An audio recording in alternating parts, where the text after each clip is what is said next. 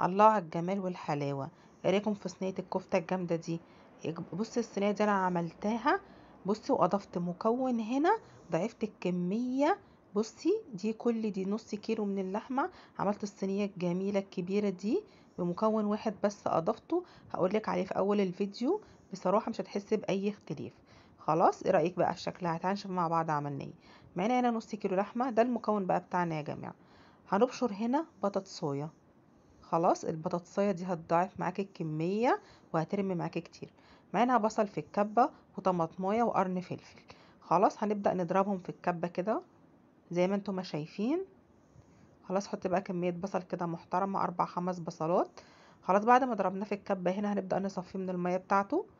وهنحط بقى ايه البصل بتاعنا والطماطم والفلفل. خلاص، ما تحطيش الميه لان لو نزلتي عليها بميتها هتفك معاكي وهي بتستوي. خلاص، ميه البصل دي انا مش هرميها، هركنها وهستعملها تاني. هو ده بقى المكون يا جماعه. بطاطسايه انا بشرتها وهضيفها على الكفته بتاعتي النهارده. هترمي معاكي كتير وهتضعف لك الكميه، مش هتحسي باي اختلاف خالص. جربي الطريقه دي وعلى ضمانتي. هتيجي هتشوفي معايا الفيديو للنهايه وهتشوفي الكفته طالعه معايا ازاي في منتهى الجمال وما فكتش وما فيش اي اختلاف. هننزل هنا ببيضايه. خلاص، وهننزل بملح وفلفل. تمام كده. ومعانا هنا نص معلقه بيكنج باودر. البيكنج باودر ده يا جماعه عشان يخليها هشه وطريه معايا.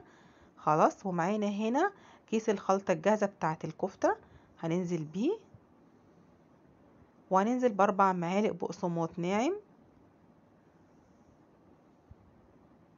خلاص، وهنبدأ بقى نعجن كل الكلام ده في بعضه. شمري كده وابدأي دخلي كل الكلام ده في بعضه. خلاص، لغاية بقى ما هتمسك معاكي عجينة متماسكة كده. شايفين الأنسجة بتاعتها معانا. خلاص كده هي ايه، اتعجنت كويس جدا. تمام. معانا بقى هنا شوية خضار، بصل وفلفل وطماطم.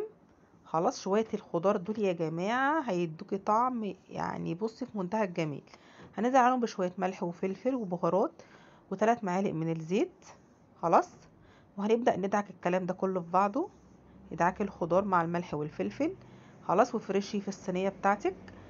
والمية بتاعت البصل هننزل عليها بمعلقة ملح وفلفل. وهنبدأ ناخد بقى الكفتة بتاعتنا وهنبدأ نصبحها كده على عصيان الشيش طاووق كده زي ما انتم ما شايفين. خلاص، وهتبدأي تاخدي بقى من مية البصل وتدعكي على صباع الكفتة. خلاص، الخطوة دي مهمة جدا، ما تنسيهاش. خلاص. والمية بتاعت البصل دي يا جماعة هتنفعك برضو لو انتي بتشوي كفتة على الفحم. طول ما الكفتة على الفحم ابدأي ايه بالفرشة كده. افضلي انزلي على صوابع الكفتة، هتخليها معاكي طرية وهتديها ريحة في منتهى الجمال. خلاص، كملي بقى معايا الفيديو للنهاية وان شاء الله هيعجبك وهتستفيدي منه. خلاص، ضيفي المكون اللي انا قلتلك عليه وان شاء الله بصي هيرمي معاكي قد ايه. وما تخافيش، مش هتحسي باي اختلاف وعلى ضمانتي.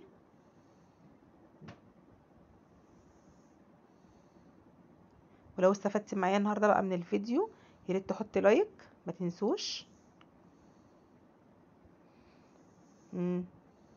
خلاص، بصي الكمية بقى ما شاء الله، اخر صباع معانا اهو. ما تنسيش مع كل صباع من الكفتة تاخدي من مية البصل.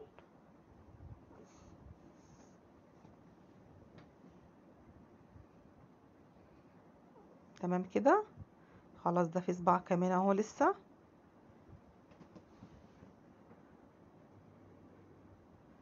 مهم. احنا كده خلاص خلصنا زي ما انتم ما شايفين. هناخد بقى من مية البصل دي وبالفرشة هننزل على صوابع الكفتة بتاعتنا زي ما انتم ما شايفين بالطريقة دي. هتخلي معاكي الكفتة ريحة وهتخلي ريحتها في منتهى الجمال وهتخليها طرية. هدخلها الفرن واوريها لكم. ايه رايك بقى؟ طلعت بعد 25 دقيقة بالظبط معانا. ومع رغيف العيش البلدي بقى الجامد هننزل بقى بصوابع الكفتة بتاعتنا. خلاص، والخضار اللي تحتيه ده بقى بصي ده اوعي ترميه.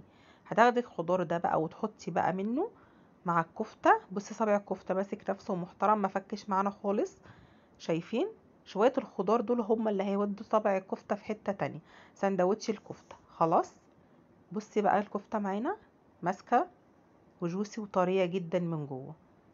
لو كملت معايا الفيديو للنهاية ما تنسيش تحط لايك وكومنت حلو ودعوة حلوة من قلبك، واستنوني حبايبي في فيديو جديد، والسلام عليكم.